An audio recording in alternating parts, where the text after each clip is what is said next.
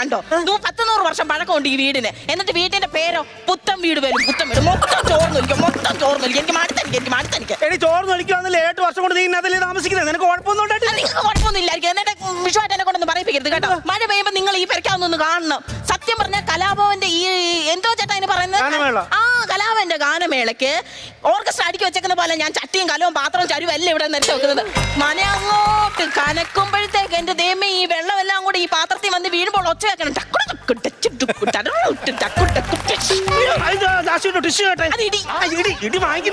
അല്ല പിന്നെ എന്നെ കൂടുതൽ പരിക്കാനൊന്നും പറഞ്ഞു. ഞാൻ ഈ വീട്ടിൽ തന്നെ ജീവിക്കുന്നു. മഴ പെയ്യുമ്പോൾ ഞാൻ ഇവിടെ തന്നെ ജീവിക്കുന്നു. അയ്യോ ഈ മഴ പെയ്യുമ്പോൾ ഇയാളെന്ന് കാണണം. നമ്മുടെ ഈ കായലിന്റെ നടുക്ക് ഇങ്ങനെ കുറ്റിപ്പുറത്ത് നീർക്കാക്കി ഇരിക്കുന്ന പോലെ ഇയാൾ കട്ടിലിന്റെ പുറത്ത് ഇങ്ങനെ കയറി ഇരിക്കുന്നത്. ഞാൻ കൊണ്ടുവന്നില്ലേ സാധനം, അത് വെച്ച് കണി വെക്കാൻ നോക്കുന്നു. എനിക്ക് ഇട്ട് വെക്കാതെ. ഇല്ല സമയം എന്തുവായി? ഞാൻ അച്ഛനെ വിളിച്ചു വെച്ചപ്പോ അച്ഛൻ പറഞ്ഞു അവിടെ എല്ലാം കണി നേരത്തെ സെറ്റാന്ന്. നീ കൂടുതൽ പ്രസംഗിക്കാതെ ഇത് ചെയ്യാൻ നോക്കുന്നത്. ഇതെന്തുവാ?